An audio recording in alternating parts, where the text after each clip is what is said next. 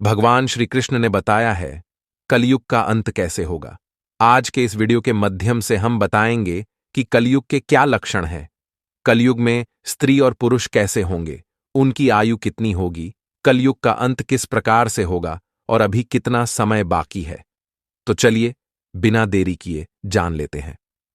दोस्तों, महाभारत के युद्ध की समाप्ति के पश्चात जब धर्मराज युधिष्ठिर हस्तिनापुर के सिंहासन पर आसीन हुए तो उनके मन में सृष्टि के भविष्य को लेकर अनेक चिंताएं उठने लगीं। द्वापर युग अब समाप्त होने की कगार पर था और कलयुग के आगमन के संकेत मिलने लगे थे। युधिष्ठिर यह सोचकर व्याकुल हो उठे कि कलयुग में मानव जीवन का क्या होगा और धर्म की क्या स्थिति रहेगी। अपने मन की इस चिंता का समाधान पाने के लिए उन्होंने अपने चारों भाइयों भीम, अर्जुन, नकुल और सहदेव के साथ भगवान श्री कृष्ण के पास जाने का निश्चय किया। युधिष्ठिर ने अपने भाइयों को बुलाया। अर्जुन ने चिंतित स्वर में पूछा, हे बड़े भ्राता, आप इतने चिंतित क्यों दिखाई दे रहे हैं? क्या किसी शत्रु ने हमारे राज्य पर आक्रमण करने का दुस्साहस किया है? यदि ऐसा है तो आप बस आज्ञा दीजिए, मैं अभी जाकर उन सभी का नाश कर दूंगा। युधिष्ठिर ने एक गहरी सांस लेते हुए कहा, हे प्रिय अर्जुन, मैं तुम्हारे पराक्रम से भली भांति परिचित हूं। इस पृथ्वी पर कोई भी राजा इतना साहस नहीं कर सकता कि हस्तिनापुर पर आक्रमण करने का विचार भी करे। लेकिन मेरा चिंतन किसी बाहरी शत्रु के बारे में नहीं है। भीम, जो हमेशा से ही अपने बड़े भाई की हर चिंता को साझा करते थे, बोले, तो फिर क्या बात है बड़े भैया? आपकी चिंता देखकर हमारे मन में भी अनिश्चितता और भय उत्पन्न हो रहा है। कृपया हमें शीघ्र ही बताइए कि कौन सा संकट हमारे सामने है। युधिष्ठिर ने गंभीर स्वर में उत्तर दिया, हे भीम, तुम सत्य कह रहे हो। एक भयंकर संकट सचमुच आने वाला है। मैं कलयुग के आगमन के विषय में सोचकर चिंतित हूं। मुझे यह भय सता रहा है कि आने वाले समय में मानव समाज किस दिशा में जाएगा, धर्म का क्या होगा और सत्य का क्या हश्र होगा। इसीलिए मैंने निश्चय किया है कि अब हमें द्वारिकाधीश श्री कृष्ण जी के पास जाना चाहिए। केवल वही हमें इस चिंता से मुक्त कर सकते हैं। सभी पांडवों ने युधिष्ठिर की बातों से सहमति प्रकट की। अर्जुन ने कहा, आप सत्य कह रहे हैं भैया। श्री कृष्ण ही इस समय सबसे अधिक ज्ञानी और भविष्य के ज्ञाता हैं। हमें शीघ्र ही उनके पास चलना चाहिए। भीम ने भी उत्सुकता से कहा, हे धर्मराज, मैं आपके साथ हूं। हम सब द्वारिका चलकर श्री कृष्ण से परामर्श करेंगे। इस प्रकार से विचार करके सभी पांडव द्वारिका की ओर प्रस्थान करने लगे। वे पवित्र नगरी द्वारिका में पहुंचे, जहां श्री कृष्ण ने उनका स्वागत किया। श्री कृष्ण के पास पहुंचते ही युधिष्ठिर ने उनके चरणों में प्रणाम किया और कहा, हे केशव, आपको बारंबार नमस्कार है। श्री कृष्ण ने मुस्कुराते हुए कहा, हे महाराज युधिष्ठिर, द्वारिका नगरी में आपका स्वागत है। कहिए, मैं आपकी किस प्रकार से सहायता कर सकता हूं? युधिष्ठिर ने विनम्रतापूर्वक कहा, हे माधव, आप तो सब कुछ जानते हैं। द्वापर युग अब समाप्त होने वाला है और कलियुग के संकेत स्पष्ट रूप से दिखने लगे हैं। मैं यह जानना चाहता हूं कि कलयुग में मानव का स्वभाव और आचरण कैसा होगा। वह किस प्रकार के कर्म करेगा और मोक्ष प्राप्ति के लिए उसे कौन से प्रयास करने होंगे। श्री कृष्ण ने गहरी मुस्कान के साथ उत्तर दिया, हे धर्मराज, आपकी जिज्ञासा उचित है। कलयुग के प्रभावों को समझना अत्यंत महत्वपूर्ण है, लेकिन इसका उत्तर मैं आपको सीधे नहीं दे सकता। इसके लिए आपको और आपके भाइयों को कुछ विशेष अनुभव प्राप्त करने होंगे। युधिष्ठिर ने उत्सुकतापूर्वक पूछा, हे केशव, आप जिस प्रकार की परीक्षा की बात कर रहे हैं, उसके लिए हम क्या करें? हमें क्या अनुभव करना होगा? श्री कृष्ण ने कहा, हे महाराज, आपको और आपके चारों भाइयों को अलग अलग दिशाओं में स्थित घने और भयानक वनों में जाकर कुछ विचित्र और अद्भुत चीजें देखनी होंगी। जब आप वहां कुछ असामान्य घटनाओं का अनुभव करेंगे तो उन्हें वापस आकर मुझसे साझा करें। तभी मैं आपको कलयुग के प्रभावों के बारे में विस्तार से बता पाऊंगा। युधिष्ठिर कहते हैं, जैसी आपकी आज्ञा केशव। आप जिस स्थान की ओर इशारा करेंगे, हम वहां पर जाने के लिए तैयार हैं। भगवान श्री कृष्ण कहते हैं, हे महाराज, आप और आपके चारों भाई अब अलग अलग दिशाओं में जाओ। सभी दिशाओं में भयंकर वन स्थित है। आप उन जंगलों में जाकर देखो। अगर आपको कोई विचित्र चीज दिखाई दे तो आप वापस आकर बता देना। मैं उससे आपको आने वाले कलयुग का रहस्य बताऊंगा। फिर युधिष्ठिर और उनके भाइयों ने भगवान श्री कृष्ण की आज्ञा का पालन करते हुए वन की ओर चलने का निर्णय लिया। पांडव अपने रथों से उतरे और पैदल ही वन की ओर चल पड़े। वन की यात्रा कठिन थी, लेकिन वे अपने मन में जिज्ञासा और ईश्वर की आज्ञा का पालन करने के उद्देश्य से चल रहे थे। वन का वातावरण शांति और रहस्यमयता से भरा हुआ था और पांडव एक एक करके अलग अलग दिशाओं में जाने लगे ताकि वे अधिक से अधिक अद्भुत घटनाओं का अनुभव कर सकें। सबसे पहले युधिष्ठिर को एक घने और रहस्यमय वन में एक विचित्र दृश्य दिखाई दिया। उन्होंने देखा कि एक विशालकाय हाथी के 2 सूंड हैं। वह हाथी अपने दोनों सूंडों से वन के पेड़ों को उखाड़ रहा था, मानो उसकी शक्ति अद्वितीय हो। यह दृश्य देखकर युधिष्ठिर आश्चर्यचकित हो गए और सोचने लगे कि यह अद्भुत घटना क्या संकेत दे रही है। उन्होंने उस हाथी को ध्यान से देखा और उसके अद्वितीय रूप को समझने का प्रयास किया। इसके बाद अर्जुन ने भी एक अद्भुत घटना का साक्षात्कार किया। अर्जुन एक सुंदर और शांत वन में पहुंचे जहां पक्षियों की चहचहाहट सुनाई दे रही थी। वहां उन्होंने देखा कि एक विशाल पक्षी के पंखों पर वेदों की रचाएं लिखी हुई थीं। वह पक्षी अत्यंत विशाल और गौरवशाली था, लेकिन वह मुर्दे का मांस खा रहा था। अर्जुन यह दृश्य देखकर सोचने लगे, यह कैसा अद्भुत और विरोधाभासी दृश्य है। एक ओर यह पक्षी वेदों का ज्ञान धारण करता है और दूसरी ओर वह मृत जीवों का मांस खा रहा है।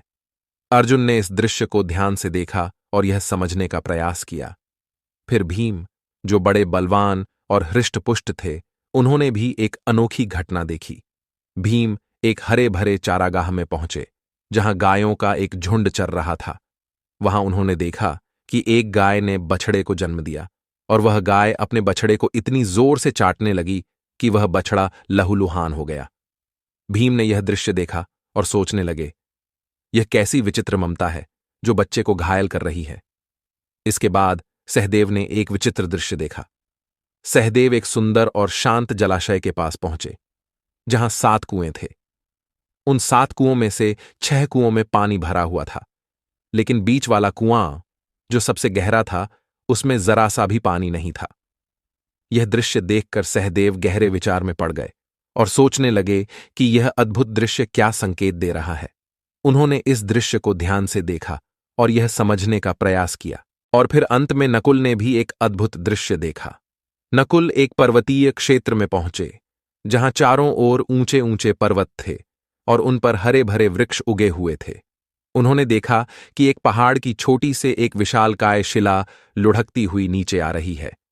वह शिला अपने रास्ते में आने वाले बड़े बड़े वृक्षों को उखाड़कर फेंक देती है, लेकिन जब वह एक छोटे से पौधे के पास पहुंची तो उसे छूते ही वह स्थिर हो गई।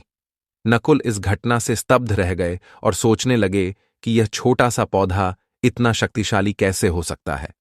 उन्होंने इस दृश्य को ध्यान से देखा और यह समझने का प्रयास किया। शाम होते ही 5 भाई वन से वापस लौटे और भगवान श्री कृष्ण के पास पहुंचे। वे सभी अपने अपने अनुभवों को साझा करने के लिए उत्सुक थे।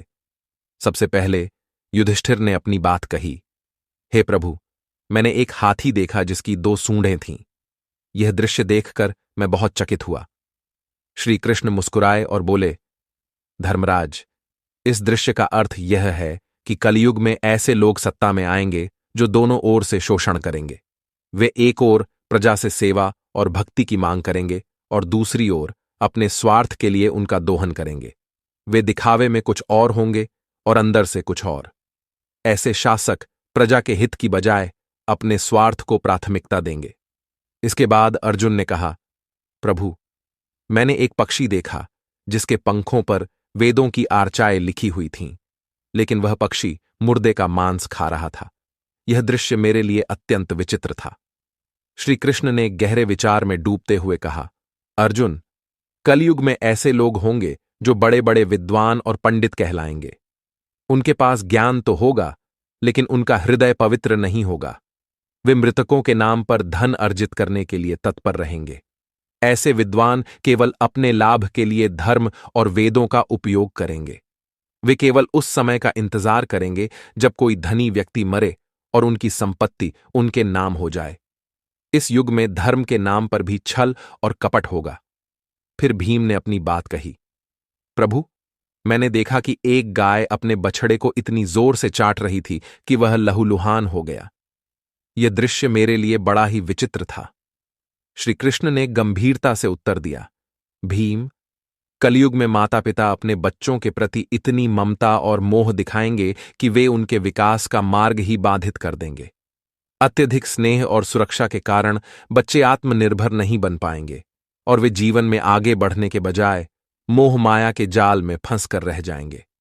माता पिता की ममता उनके बच्चों के लिए ही बाधा बन जाएगी और बच्चे आत्मनिर्भर बनने के बजाय कमजोर हो जाएंगे। अब सहदेव ने अपनी बारी ली और कहा, हे प्रभु, मैंने 7 कुओं का अद्भुत दृश्य देखा। 6 कुओं में पानी भरा हुआ था, लेकिन बीच वाला कुआं, जो सबसे गहरा था, वह पूरी तरह से सूखा था। यह दृश्य मुझे बहुत विचित्र लगा। श्री कृष्ण ने धीरे धीरे उत्तर दिया, सहदेव, कलयुग में ऐसे लोग होंगे जो दिखावे में बड़े धनाढ्य और संपन्न होंगे। वे बड़े बड़े उत्सवों और आयोजनों में अपार धन खर्च करेंगे, लेकिन अपने पड़ोस में भूखे और प्यासे लोगों की ओर देखने की भी जरूरत नहीं समझेंगे। वे केवल अपने स्वार्थ और आनंद के लिए धन का उपयोग करेंगे और दूसरों की पीड़ा की उन्हें कोई परवाह नहीं होगी। यह युग स्वार्थ और अनदेखी का होगा, जहां धन का असली उपयोग नहीं हो पाएगा। अंत में नकुल ने अपनी बात कही, प्रभु, मैंने देखा कि एक विशालकाय शिला पहाड़ से लुढ़कती हुई नीचे आ रही थी। वह अपने रास्ते में आने वाले बड़े बड़े वृक्षों को उखाड़कर फेंक रही थी, लेकिन एक छोटे से पौधे के पास पहुंचते ही वह शिला स्थिर हो गई। यह दृश्य मेरे लिए अत्यंत आश्चर्यजनक था। श्री कृष्ण ने गंभीर स्वर में उत्तर दिया, नकुल, कलयुग में मनुष्य का पतन बड़े बड़े धनों और संपत्तियों के कारण नहीं रुकेगा। उसका जीवन केवल भौतिक सुख सुविधाओं से उखड़ जाएगा। लेकिन अगर मनुष्य अपने हृदय में भगवान का नाम और सच्ची भक्ति धारण कर लेता है, तो वह पतन के मार्ग से बच सकता है। हरिनाम का छोटा सा पौधा भी जीवन को संभाल सकता है, जबकि बड़े बड़े वृक्ष जैसे धन और सत्ता उसे नहीं बचा पाएंगे। यही कलयुग का सच होगा। भगवान श्री कृष्ण के इन उत्तरों को सुनकर 5 पांडव गहरे विचार में पड़ गए। उन्होंने कलयुग के भविष्य की एक झलक देख ली थी और यह समझ लिया कि इस युग में मनुष्य का स्वभाव और आचरण कैसे बदल जाएगा। वे समझ गए कि इस युग में धर्म और सत्य का पालन करना कितना कठिन होगा, लेकिन यदि वे सच्ची भक्ति और भगवान के नाम का आश्रय लें, तो वे अवश्य ही इस पतन से बच सकते हैं। इसके पश्चात पितामह भीष्म ने भी कलयुग के बारे में कुछ भविष्यवाणियां कीं। उन्होंने कहा, कलयुग में लोग अपने माता पिता की सेवा नहीं करेंगे। संपत्ति के लालच में वे अपने माता पिता को घर से बाहर निकाल देंगे और विषय वासना में लिप्त हो जाएंगे। लोग पराई स्त्रियों पर बुरी नजर डालेंगे और सदैव काम वासना से भरे रहेंगे। यह सुनकर पांडवों ने कलयुग की एक और गहरी झलक पाई और यह समझ गए कि इस युग में मानव का पतन कितना गहरा हो सकता है। उन्होंने यह भी जाना कि धर्म और सत्य के मार्ग पर चलते हुए ही वे इस युग की कठिनाइयों का सामना कर सकते हैं। इसके अलावा गरुड़ पुराण में भी कलयुग के अंत का वर्णन मिलता है। गरुड़ पुराण में भगवान श्री कृष्ण ने कलयुग के अंत के संकेत बताए हैं। एक बार गरुड़ जी ने भगवान श्री कृष्ण से पूछा, हे प्रभु, चारों युगों में कलयुग को ही सबसे भयंकर और दुखदायक माना गया है। इस कलयुग का अंत कैसे होगा और इसके अंत के समय कौन से संकेत दिखाई देंगे? श्री कृष्ण ने गरुड़ जी की ओर देखकर उत्तर दिया, हे गरुड़, कलयुग का अंत अत्यंत भयानक और विनाशकारी होगा। जब पृथ्वी पर ये संकेत दिखाई देने लगे तो समझ लेना कि कलयुग का अंत निकट आ चुका है और अब सृष्टि का अंत प्रलय से होगा। पहला संकेत, मानव आयु का ह्रास। भगवान श्री कृष्ण ने सबसे पहले बताया कि कलयुग के अंत समय में मानव जीवन की आयु घटकर केवल 20 वर्ष रह जाएगी। यह संकेत इस बात का प्रतीक होगा कि मानव का शरीर अत्यंत दुर्बल और कमजोर हो जाएगा। जब मनुष्य मात्र 12 वर्ष का होगा, तभी उसके बाल सफेद हो जाएंगे और उसका शरीर झुर्रियों से भर जाएगा। यह संकेत इस बात का प्रतीक होगा कि कलयुग में मनुष्य की शारीरिक और मानसिक शक्ति का पूर्ण पतन हो जाएगा।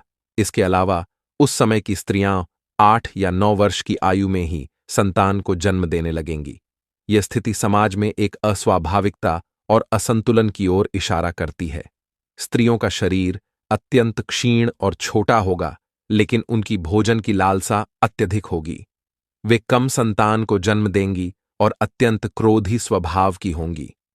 वे अपनी संतान का पालन पोषण करने में भी असमर्थ होंगी, जिससे समाज में अव्यवस्था और असंतोष का माहौल बनेगा। दूसरा संकेत, पतिव्रता स्त्रियों का लोप। भगवान श्री कृष्ण ने दूसरा संकेत बताते हुए कहा कि कलयुग के अंत समय में पतिव्रता स्त्रियां कहीं दिखाई नहीं देंगी। एक ही स्त्री कई पुरुषों से विवाह करेगी। यह स्थिति समाज में नैतिकता और सदाचार का ह्रास होने का प्रतीक है। इसके अलावा लोग पूजा पाठ, श्राद्ध, अंतिम संस्कार, मुंडन और विवाह जैसे धार्मिक और सांस्कृतिक कार्यों का परित्याग कर देंगे। जल के अभाव के कारण लोग स्नान भी नहीं करेंगे और अशुद्ध ही रहेंगे। कलयुग के अंत में लोग केवल मांसाहार का ही सेवन करेंगे और कोई भी सात्विक आहार ग्रहण नहीं करेगा। इस युग में लोगों के वस्त्र चमकीले और तने हुए होंगे, जो उनके भौतिकता के प्रति आकर्षण और आध्यात्मिकता से दूर होने का संकेत है। तीसरा संकेत, वृक्षों का फलहीन होना। भगवान श्री कृष्ण ने तीसरा संकेत बताया कि कलयुग के अंत समय में वृक्षों में फल आना बंद हो जाएगा। सभी वृक्ष फल रहित हो जाएंगे और सृष्टि में हर तरफ केवल शमी के वृक्ष ही दिखाई देंगे। मनुष्य शाकाहार को त्याग कर केवल मांसाहार का सेवन करेंगे। इस युग का भोजन तामसिक और रोग उत्पन्न करने वाला होगा, जिससे लोग जल्दी ही बूढ़े होकर मृत्यु को प्राप्त हो जाएंगे। कलयुगी मनुष्य गाय की पूजा करना बंद कर देंगे और गायों को केवल दूध और मांस के लिए पाला जाएगा। यह संकेत समाज में धर्म, नैतिकता और प्रकृति के प्रति सम्मान की कमी का प्रतीक है। चौथा संकेत, अल्पवृष्टि। श्री कृष्ण ने चौथे संकेत के रूप में कहा कि कलयुग के अंत समय में अल्पवृष्टि होगी, अर्थात बहुत ही कम बारिश होगी। खेतों में अनाज नहीं उगेगा और धान्य का आकार बहुत छोटा हो जाएगा। फलों में रस भी उत्पन्न नहीं होगा। मनुष्य भूख और प्यास के कारण तड़प कर मरने लगेंगे। इस स्थिति में मनुष्य को केवल बकरियों का दूध ही प्राप्त होगा। यह संकेत समाज में प्राकृतिक संसाधनों की कमी और जीवन की कठिनाइयों को दर्शाता है। पांचवा संकेत, 7 सूर्य और प्रलय। अंत में भगवान श्री कृष्ण ने सबसे भयानक संकेत का वर्णन किया। उन्होंने कहा कि जब कलयुग का अंत निकट होगा, तब भगवान विष्णु सूर्य की किरणों में विराजमान होकर पृथ्वी का संपूर्ण जल सोख लेंगे। आकाश में चारों तरफ 7 सूर्य दिखाई देंगे। इन सभी सूर्यों के प्रभाव से संपूर्ण सृष्टि जलकर खाक हो जाएगी। तत्पश्चात रुद्र रूपी भगवान विष्णु संपूर्ण संसार को दग्ध करके अपने श्वास से मेघों को उत्पन्न करेंगे। ये मेघ भयंकर गर्जना करते हुए अगले 100 वर्षों तक आकाश से जल की वर्षा करेंगे, जिससे सृष्टि की वह भयंकर अग्नि शांत हो जाएगी। अग्नि शांत होने पर ये मेघ संपूर्ण जगत को जल में डुबो देंगे, जिससे संपूर्ण सृष्टि का अंत हो जाएगा। श्री कृष्ण ने गरुड़ जी से कहा, यह दृश्य इतना विनाशकारी और भयावह होगा कि समस्त संसार जलकर राख हो जाएगा। संपूर्ण जगत का ध्वंस होगा, लेकिन यह केवल एक अंत नहीं है, बल्कि एक नई शुरुआत का संकेत भी है। जब सृष्टि अपने विनाश को प्राप्त कर लेगी, तब भगवान अपनी इच्छा मात्र से एक नई सृष्टि की रचना करेंगे। यह सृष्टि पहले से अधिक शुद्ध, पवित्र और दिव्य होगी, जहां धर्म, सत्य और आध्यात्मिकता का पुनः उत्थान होगा। यह एक चक्र है, सृष्टि, पालन और संहार। जब एक युग का अंत होता है, तो यह किसी नए युग की शुरुआत के लिए मार्ग प्रशस्त करता है। यह हमें यह समझाता है कि हर अंत एक नई शुरुआत का प्रारंभ है, और इस नई सृष्टि में वही जीवित रहेंगे जिन्होंने धर्म और सत्य का पालन किया है। इस प्रकार से कलयुग का अंत होगा और फिर परमात्मा अपनी इच्छा मात्र से पुनः सृष्टि की रचना करेंगे। यह ज्ञान हमें सिखाता है कि कलयुग की कठिनाइयों और चुनौतियों के बावजूद हमें सच्चे धर्म और भगवान के नाम का आश्रय लेना चाहिए। इसी में हमारा कल्याण है। तो दोस्तों, इस प्रकार से गरुड़ पुराण में कलयुग के अंत का वर्णन किया गया है। यह ज्ञान हमें चेतावनी देता है कि कलयुग के अंत समय में क्या हो सकता है और हमें इस युग में भी धर्म और सत्य के मार्ग पर चलने के लिए प्रेरित करता है। अगर आपको यह जानकारी अच्छी लगी हो तो वीडियो को लाइक करें और चैनल को सब्सक्राइब करना न भूलें। आप सभी का धन्यवाद।